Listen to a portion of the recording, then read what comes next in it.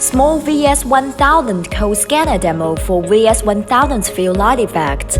SMore VS1000 code scanner is now equipped with the new lighting control. The code scanner features 8 lamp beads divided into 4 groups of lighting modules.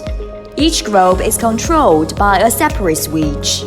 The brightness can be adjusted within the range from level 1 to 24 at your will, resulting in 14 different schemes of field light, and flexibly adapting to multiple scenarios. Let's see how the code scanner works when its light and brightness are flexibly adjusted. Now the brightness is set at level 24. Numerous highly reflective spots appear on the object surface.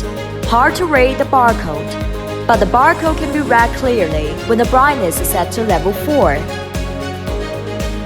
The lighting source of SMore VS1000 can be flexibly applied to all kinds of scenarios of barcode reading where the field light is required.